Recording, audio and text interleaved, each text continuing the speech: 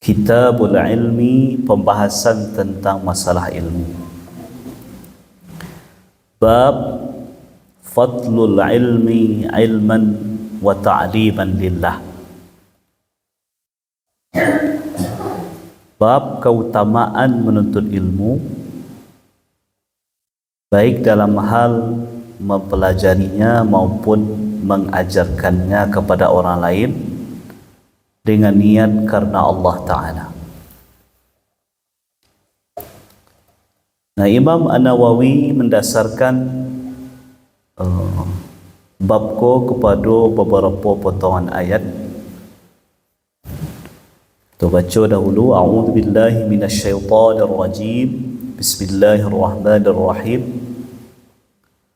Qala Allah Ta'ala wa qur rabbi zidni ilma. Allah Ta'ala berfirman, dan katakanlah, ucapkanlah, wahai Tuhanku, tambahkanlah untukku ilmu. Surah Taha ayat 114. Wa qala ta'ala qul hal yastawi alladhina ya'lamuna wal ladhina la ya'lamun. Katakanlah, apakah sama orang yang berilmu dan orang yang tidak berilmu? Surat Az-Zumar ayat 9. Wa qala ta'ala yarfa'illahu alladhina amanu minkum walladhina utul ilma darajat. Allah akan mengangkat derajat orang-orang beriman di antara kamu dan orang-orang yang diberi ilmu beberapa derajat. Surat Al-Mujadalah ayat 11. Wa qala ta'ala innama yakhshallaha min ibadihi al-ulama. Sesungguhnya orang yang betul-betul takut kepada Allah itu di antara hamba-hambanya hanyalah para alim ulama. Bapak-bapak dan ibu-ibu jamaah yang dirahmati dan dimuliakan oleh Allah Subhanahu wa taala. Ilmu adalah salah satu hal yang paling penting di dalam hidup ini. Bahkan yang lebih penting dari harta, dari jabatan. Karena harta, jabatan, hal-hal keduniaan, apalah itu perkara-perkara yang menyangkut kebahagiaan hidup kita di akhirat, tidak akan bisa kita gapai dengan sebaik-baiknya kalau tidak berlandaskan kepada ilmu. Jadi Bapak Ibu, ilmu itu posisinya paling atas, lebih dari apapun yang diinginkan orang. Kerana apapun yang diinginkan oleh orang lain, kalau tak ada ilmu, tak akan bisa didapatkan. Sabutlah Bapak Ibu keinginan-keinginan awak. Ingin kita pitih harta misalnya. Tentu otak kita akan berfikir bahawa cara mendapatkan. Itulah mulai proses ilmu. Kemudian otak kita mengatakan kalau hamba ingin piti, maka hamba harus kerja. Kerana duduk-duduk saja tidak berikhtiar tak akan mendatangkan rezeki. Kerana Allah tak menurunkan namai dari langit. Nah, ketika kita bekerja Bapak Ibu, betul nak ilmu? Betul nak ilmu? Betul nak ilmu, Bu? Ya. Apapun kerja awak, pasti betul ilmu. Sesederhana apapun bentuknya, pasti betul ilmu. Dan semakin sulit kerajo kita tu tentu tingkat ilmunya pun akan semakin sulit. Nah, dari sikolah nampak keutamaan ilmu Bapak Ibu. Makanya sangat penting kita mempelajari, apalagi kalau ilmu yang berkaitan dengan masalah memahami ajaran agama kita dengan sebaik-baik. Ikolah bahasan awak. Ya. Kenapa kita agak lompek-lompek bahasan ibu-ibu? Bahawa pada ibu-ibu kami, kita sesuaikan dengan kebutuhan.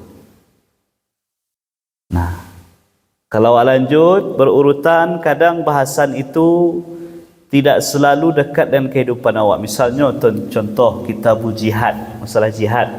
Nah, kalau jihad itu kan persoalan yang tidak terlalu dekat dengan diri kita, apalagi jihad dalam bentuk memerangi musuh Allah. Atau masalah haji, juga masuk pembahasan yang sebelum kau. Kenapa kita lewati dahulu? Kerana masalah haji kau lebih tepatnya, lebih rancaknya dibahas oleh orang yang pergi haji atau berniat pergi haji. Jadi lebih lakitnya, kerana lebih lakit dengan kehidupan awak. Nah, dan sengaja kita memilih, ya, setelah kita bahas tentang kitab adab safar itu, Kitabul Ilmi, dan kita lanjut ke bab-bab berikutnya nanti, kerana memang persoalanku adalah persoalan yang sangat menyentuh hal-hal yang ada dalam kehidupan. Nah, ayat yang pertama yang dinukilkan oleh Imam An-Nawawi yaitu surah Taha ayat 100 sampai balik. Wa qur rabbi zidni ilma.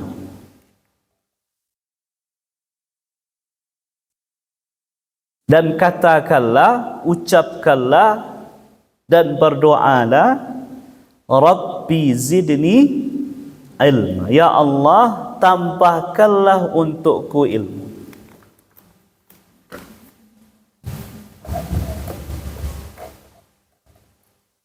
Anak-anak kita yang mengaji di MDA,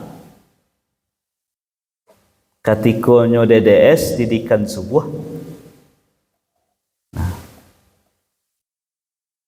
Didikan subuh. Nah, awak kini Bapak Ibu, iyo sebana DDS. Iyo dan DDS mana? Kadangnya DDS judulnya, tapi jam salat subuhnya jam 6. Iyo DDS ya rumah itu. Yang DDS itu adalah anak, iyo salat subuhnya berjamaah. Jamaah yang lain. Di waktu bila? Ya di waktu salat subuh. Jadi kurang tepat rasanya kita bikin acara anak kita DDS tapi jam solatnya dibuatlah azan sekali lagi. Badangan lo keluar. Kira-kira Bapak Ibu di satu tempat di masjid yang sama, di musala yang sama, boleh tak azan dua kali? Boleh tak azan dua kali? Kalau iqamat boleh ya? Tapi kalau azan dua kali, apalagi di tempat yang sama, di waktu yang sama, kemudian diperdengar kalau keluar. Jadi rasa-rasanya dalam masalah DDS ko dak diawak dak diurang, ada beberapa hal yang mesti kita perbaiki. Ya, salah satunya adalah tentang pelaksanaan solat subuhnya. Sarancaknya memang ya pelaksanaan solat subuh itu dididik anak kita bagaimana bisa jago lebih awal dan melaksanakan solat subuh berjamaah bersama dengan jamaah nan lain. Jadi bukan dibuatlah waktu khususnya. Baik. Nah di situ, ya di dalam acara DDS anak kita tu sering didengungkan ya namanya janji DDS atau mas DDS, bunyinya salah satunya doa yang dibaca, Rabbi zidni ilma warzuqni fahma. Ya Allah, tambahkanlah untukku ilmu dan berikanlah kepadaku pemahaman terhadap ilmu itu. Jadi yang kita minta bapa-bapa dan ibu-ibu, yang sejatinya yang sering kita minta itu adalah minta tambahan ilmu. Kalau istilah orang kininya di-upgrade, di update. Bertambah hendaknya ilmu awak. Ya. Kenapa? Karena persoalan kehidupan kita kok begitu kompleks, lah berubah zaman. Zaman kini, zaman dulu tu sudah sangat jauh berubahnya. Dalam persoalan keluarga saja Bapak Ibu, persoalan mendidik anak, lain bisa pola cara mendidik anak orang dahulu persis sama awak pakai kini ni bisa. Tak bisa. Tapi sayangnya orang dalam mendidik anak update ilmunya, upgrade ilmunya ndaknya tambah. Pak cara mendidik inyo dulu oleh orang gaibnya di tahun 70-an. Nah itu juga yang dipakai untuk mendidik anaknya di tahun 2024. Tentu tak sesuai. Jadi ditambah ilmu tadi. Alhamdulillah di musalla kita ko dan di berbagai tempat lah marak namanya pengajian-pengajian. Yang jelas tu kalau musaji pasti ada khutbah Jumaat. Untuk yang laki-laki. Kemudian ditambah pula ada pengajian sekali seminggu. Bahkan di masjid atau musalla yang lain cukup gadang pendanaannya, banyak infaknya, ndaknya sekali seminggu tambahannya, ada malah yang tiap hari setiap subuh. Bahkan lebih daripada itu, ada yang sampai 3 kali, 4 kali berbagai dalam sehari. Cuma contohnya itu di Masjid Raya tu Bapak Ibu. Tinggi itu misalnya. Subuh iyo, zuhur iyo, asar iyo, waktu duha dulu kajian. Bahkan dulu kajian maghribnya ada. Ini kajian maghrib di Masjid Raya tu tak boleh. Karena lebih banyak tu tunggak musaji pada orang yang hadir lah. Lebih banyak tunggak musaji pada orang yang hadir. Tapi kalau subuh mengaji Masjid Raya tu ramai orang Bapak Ibu jemaah. Alhamdulillah. Nah tinggi kini dia awak lain namuah kita hadir tak dalam majlis-majlis itu. Amuah dak awak ya sekedar ucapan ku hanya sekedar ucapan ku atau ada ikhtiar kita untuk hadir.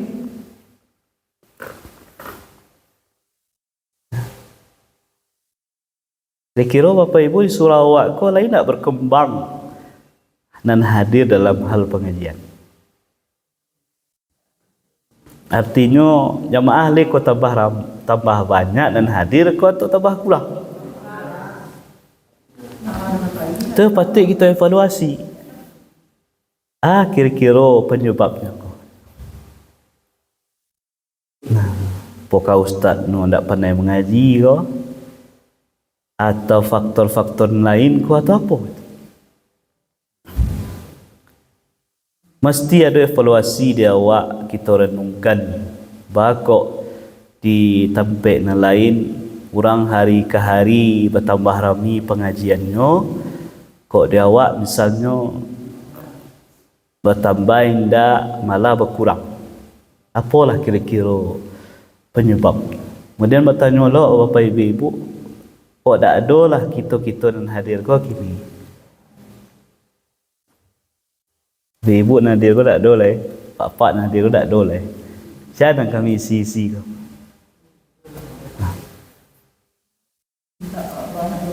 Jangan kami isi.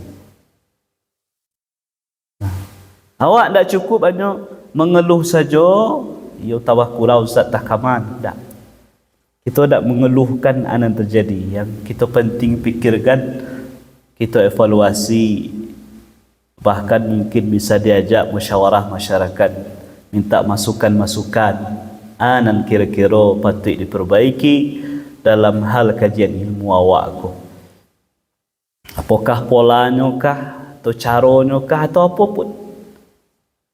Dalam hal apapun dengan tujuan perbaikan, maka itu tidak salah untuk dilakukan. Bapak-bapak dan ibu-ibu, ikulah doa kita, Rabbi zidni ilma, ya Allah tambahkan untukku ilmu. Penambahan ilmu itu tidak akan mungkin terjadi kalau tidak ada ikhtiar dari diri awak.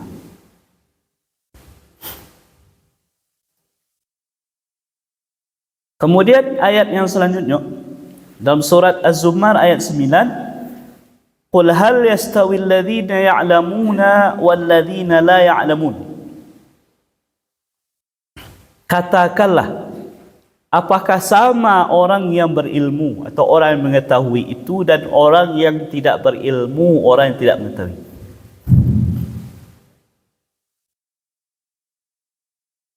Jadi pertanyaan Allah ke Bapak Ibu bukan pertanyaan tak tahu, tapi pertanyaan ingin menegaskan kawan. Sama ko orang berilmu aja orang ni tak? Sama tak kira-kira Bapak Ibu? Kedudukannya tak sama.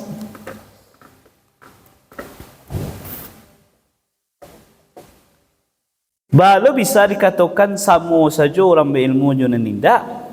Padahal kata Allah dalam ayat Mujadalah surat Mujadalah ayat 11, yarfa'illahu alladhina amanu minkum walladhina utul ilma darajat. Allah mengangkat derajat orang-orang beriman di antara kamu dan orang-orang yang diberi ilmu beberapa derajat. Artinya ditinggikan kedudukannya, posisinya dibandingkan dengan orang-orang yang tidak atau kurang ilmu. Dalam urusan duniawi sajalah Bapak Ibu.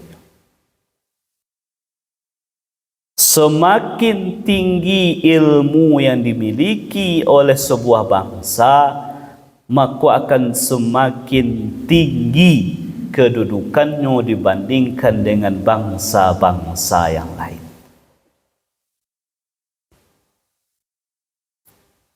Negara awak Indonesia ku bapa-bapa dan ibu-ibu, dari sekian ratus negara yang ada di dunia ku,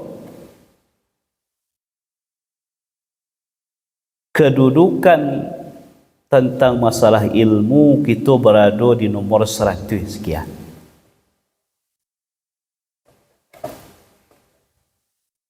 Makanya daerah dari dulu negara awak ku statusnya apa? Tak negara maju tu, tapi negara berkembang istilah. Bahkan kalau anda tak salah baca, tingkat buta huruf di Indonesia ku lebih 50%. Yang tak pandai baca. Bayangkan 200 juta lebih awak orang Indonesia ku, 100 jutanya atau mungkin sekitar taruhlah 50 juta, 60 juta orang yang berada dalam tingkat pendidikan yang sangat rendah, bahkan untuk sekedar membaca menulis yang baik saja tidak bisa dapat. Beda je Jepang. Jepang itu pakoknya bisa menjadi negara maju karena tingkat buta hurufnya 0%. Dalam artian boleh dikatakan di Jepang itu tidak kita temui lain orang yang tak pandai membaca, tak pandai menulis.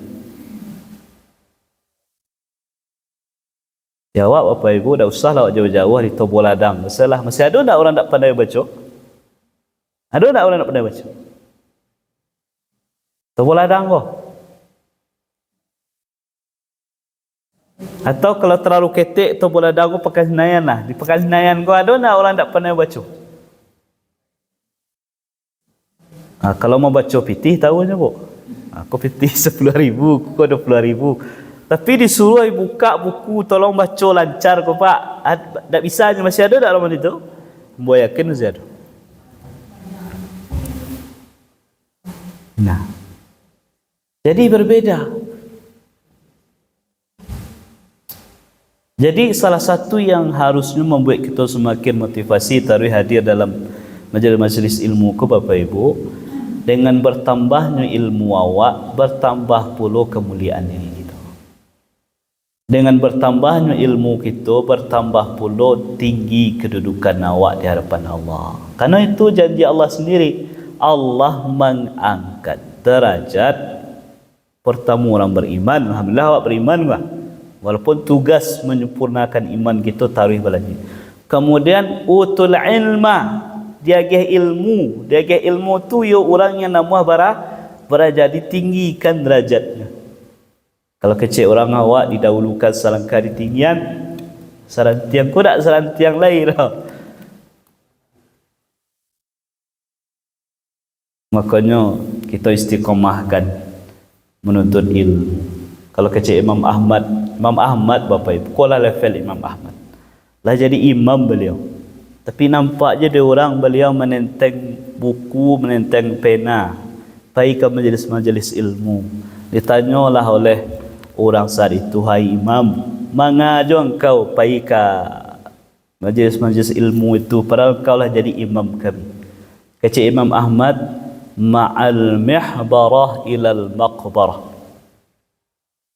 menuntut ilmu itu sampai masuk ke dalam kubur. Artinya berhenti menuntut ilmu itu baru setelah masuk kubur. Mati awak baru berhenti. Kalau lu mati lah, lanjut terus. Jadi tak ada istilah menuntut ilmu. Lah cukup sudah awak tu Ustaz. Ada setari. Makanya orang yang menuntut ilmu itu seperti orang yang minum air lawik. Semakin diminum, semakin nawih. Artinya orang yang menuntut ilmu itu semakin cari ilmu itu, semakin tahu, oh ternyata kuam bodoh. Ternyata masih banyak yang bodoh tak tahu.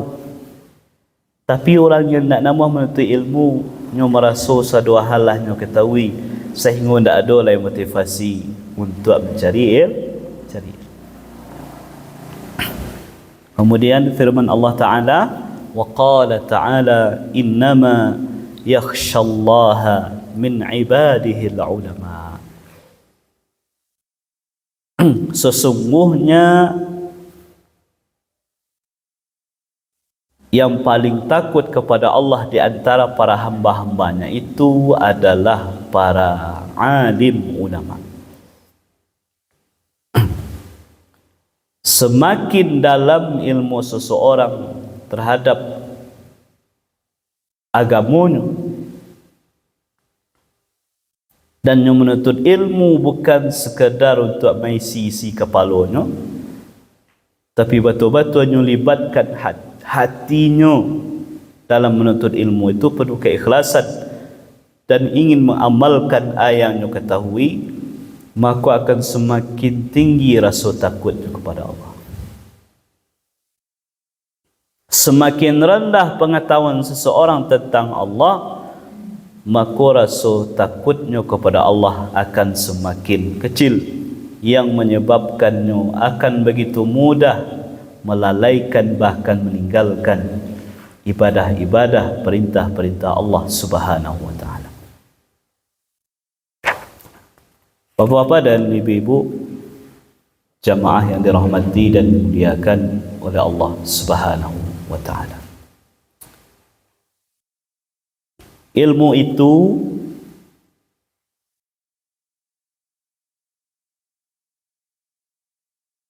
apalah itu ilmu agama Bapak Ibu, itu terbagi kepada dua. Ada ilmu yang mempelajarinya hukumnya fardu ain.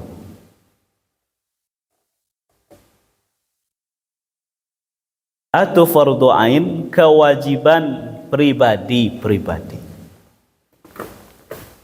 Tak bisa diwakilkan ke orang saja. Awak pribadi mesti juga tahu seperti orang tahu. Yang kedua, ilmu yang hukum mempelajarinya fardu kifayah.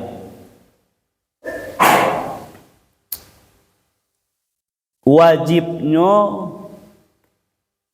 kalaulah ditunaikan oleh sebahagian orang, maka terangkatlah kewajiban dari Allah.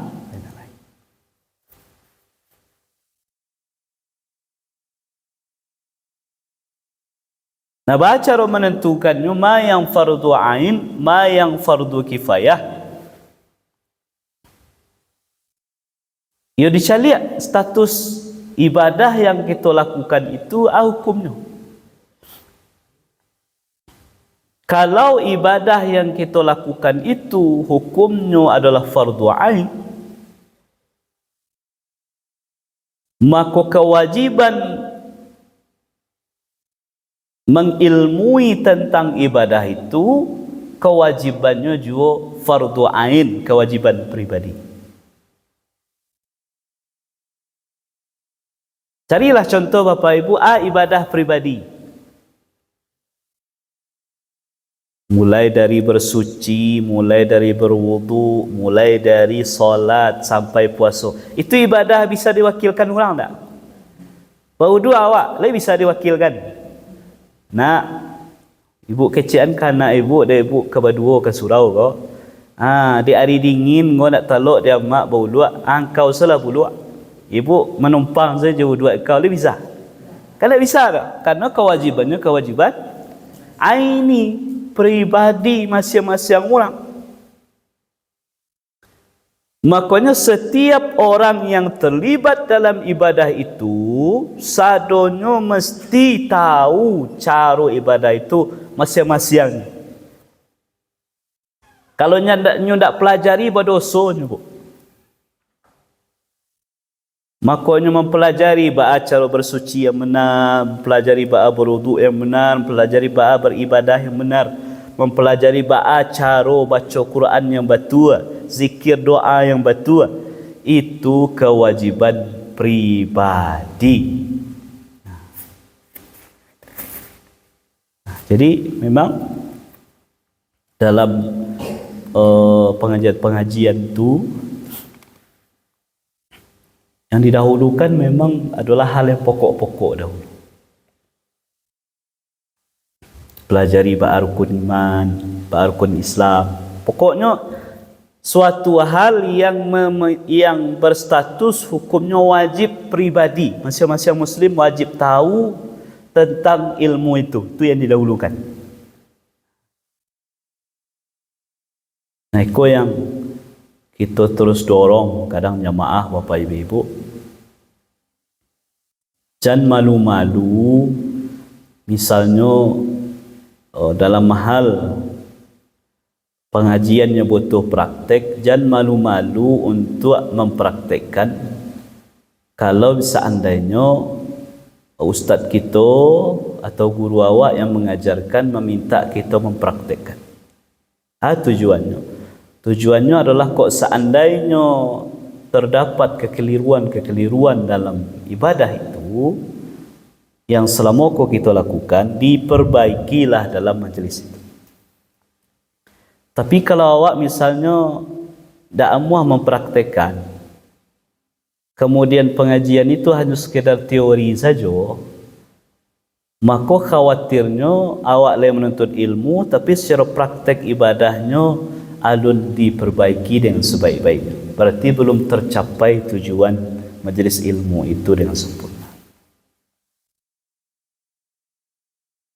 Jadi ilmu yang sifat ibadahnya kewajiban pribadi, maka setiap Muslim wajib tahu tentang ilmu itu. Tak ada cerita. Tak. Kemudian yang kedua, ilmu yang hukum mempelajarinya adalah fardu kifayah. Untuk apa tu? Untuk ibadah yang juga hukumnya adalah fardu kifayah. Contohnya apa? Contohnya yang dakik jawab lah ilmu tentang menyelenggarakan jenazah.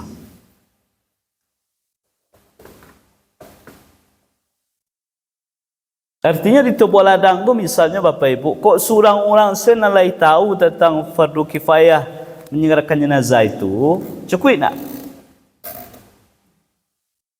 Bukan berarti cukup, artinya kalaulah ada satu saja yang tahu dan mampu melakukannya, mulai dari memandikan, mengafani, menyalatkan sampai menguburkan, maka kewajiban dari seluruh masyarakat Topo Ladang mempelajarinya lah diangkek dek gara-gara satu orang. Tapi kalau seandainya di Topo Ladang kau tidak ada satu orang pun yang tahu, tak lu muah belajar,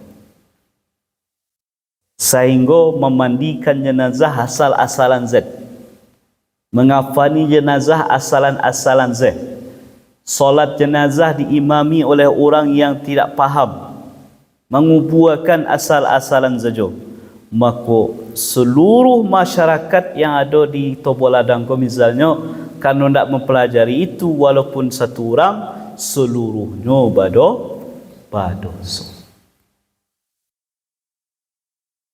Jadi bapak-bapak ibu-ibu, bersyukurlah awak kok masih ada orang-orang yang lain namuah belajar tentang ilmu fardu kifayah itu. Kerana pada hakikatnya adalah nyolah mangkek kewajiban atas diri kita, sehingga kita tak berdosa kerana kita tak pelajari ilmu itu. Itulah beberapa ayat yang berkaitan dengan masalah ilmu.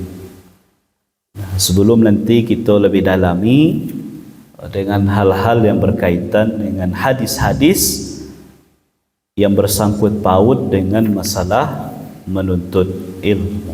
Terakhir Bapak Ibu, sebuah hadis yang sangat populer di telinga kita tentang 3 amalan yang senantiasa mengalir pahalanya. Idza mata al-insan inqata'a 'amaluhu illa min thalath, atau illa min ihda thalath. Kalau manusia lah meninggal dunia, terputuslah manfaat atau aliran pahala dari amalnya kecuali nan 3 hal. Yang pertama, sadaqatun jariyah, sedekah jariah.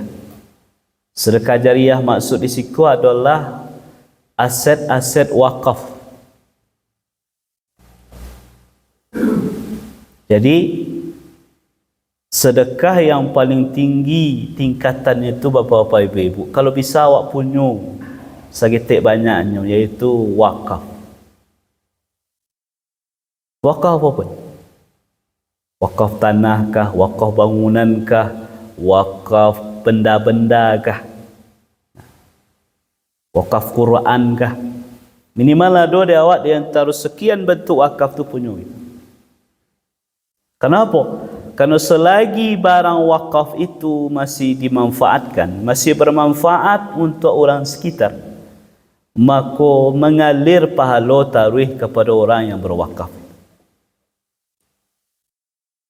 Makanya bapak-bapak dan ibu-ibu, misalnya ya, kau ada proyek pelebaran jalan di negara awak kau, contoh di jalan-jalan pertanian misalnya.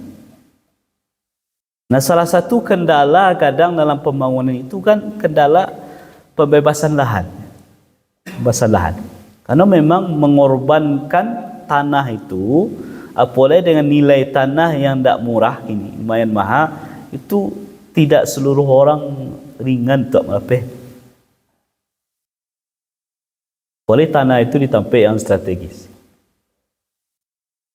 Tapi kalau berfikir awak dengan cara pola fikir akhirat, kamu pilih-pilih mana mau melapih tanah, barana lah muambo kau bisa menikmati. Wak tahan-tahan mana Bapak Ibu, nak muah awak walaupun segetik mana mengorbankan, kabar mana lah manfaatnya tu awak paling sampai awak mati. Tapi kalau nak muah awak memuakafkan 1 meter 2 meter sesuai dengan kebutuhan, tanpa tanpa menghilangkan hak hak yang lainnya, maka insya-Allah Bapak Ibu, jalan-jalan yang dibangun itu selagi masih elok jalannya, selagi masih ada orang lewat di jalan itu, mengalir pahalanya ke orang yang berwakaf, kerana itu adalah bahagian dari sedekah jariah. Nah, kemudian yang kedua, wa ilmu yuntafa'u bihi, ilmu diajarkan yang bermanfaat, ilmu bermanfaat yang diajarkan ke orang lain pun bisa mengambil manfaat dari ilmu itu.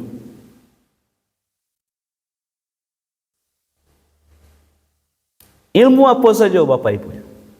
Ilmu agamakah atau ilmu dunia? Jadi jangan pilih je ilmu.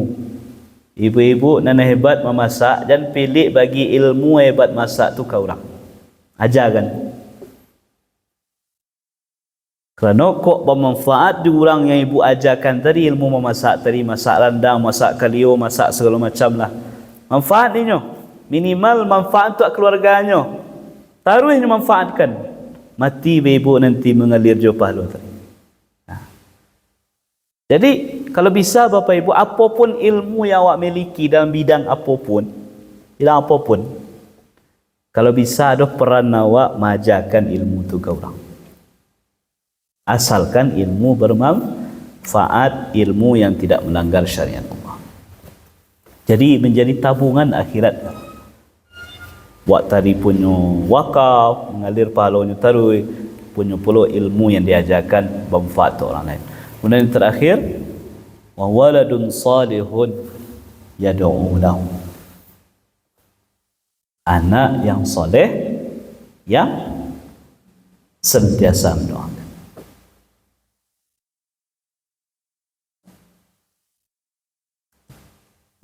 Hingga awak nanti selesai waktunya salat, tak lupa baca doa Allahumma fili wa liwalidayya warhamhuma kama rabbayani shaghira. Itu dan mesti harus awak fikir-fikir antara Bapak Ibu. Ya Allah, kau anak ambo badua, batiga, balima sampai tujuan. Mati ambo nanti lai kau kadi doanya ambo ketindak. Panik-panik nambo kerajo kini, ambo sekolahkannya kian kemari, ambo sanangan hiduinya. Lai ketekanannya ambo ketika ambo nak mati kau. Atau malah ketika ambo mati masih terbuju ambo di rumah mai ambo labatangkannya semuanya prabu ikaratu ambo. Mesti menjadi renungan bagi setiap kita, bapak ibu-ibu, setiap ayah, setiap ibu yang dititipkan oleh Allah putra putri. Ya Allah, ku anak ambo ko lai ku mendoakan ambo. Kau ingin antara anak awak cucu kita bapak ibu. Ingian ajan. Kalau masih ketek kini anak awak cucu awak. Kalau anak mungkinlah kadang-kadang tinggal cucu leh. Ingin cucu. Tiap semayang. Apalagi kalau anak awak cucu kita tinggal juga kita. Ya selain tentu ayah ibunya mengingatkan kita sebagai neneknya, sebagai nyiaknya, ingat antara cu kau meninggal nenek nanti, meninggal abak nanti, tolong tiap semayang jangan lupa baca doa. Supaya apa? Supaya doa itu mengalir ke awak tarwih, bisa kita rasakan manfaat. Bapak dan ibu-ibu, kenapa tiga hal kau disebutkan oleh Nabi? Salah satu alasannya adalah kerana tiga hal kau adalah salah ibadah-ibadah yang termasuk kategori yang baik untuk melakukan.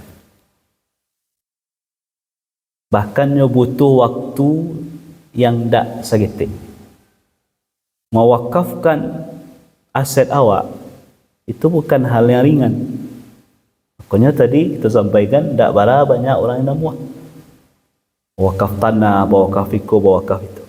Ananya berkaitan dengan haratu. Kemudian mengajarkan ilmu bermanfaat juga prosesnya tak ringan, lama. Untuk mendapatkan ilmu itu tentu prosesnya lama. Kemudian baru bisa diajarkan. Kemudian yang ketiga, doa anak yang soleh. Mendoakan anak yang soleh bukan dengan sekedar berangan-angan, tak. Mesti banyak pengorbanan harta, pengorbanan waktu, pengorbanan ilmu, segala macam. Kita berdoa kepada Allah, mudah-mudahan minimal cie di antara yang tiga itu ada di awak. Ada aset-aset wakaf yang kita berikan ke umat, atau ada ilmu-ilmu bermanfaat yang kita ajarkan ke orang, atau ada anak-anak soleh yang ketika kita meninggal dunia, bahkan sebelum kita meninggal dunia sekalipun, tak pernah sepi tangannya terangkat ke Allah untuk mendoakan kita supaya diampuni dosa-dosa kita dan diberikan kasih sayang oleh Allah Subhanahu wa taala. Nah, itulah kajian kita pada subuh hari ini berkaitan dengan masalah ilmu. Sebagai pengantar baru ayat yang bisa kita bahas. InsyaAllah pertemuan berikutnya kita bahas hadis-hadis yang berkaitan dengan hal tersebut. Wabillahi taufiq wal hidayah. Wassalamualaikum warahmatullahi wabarakatuh.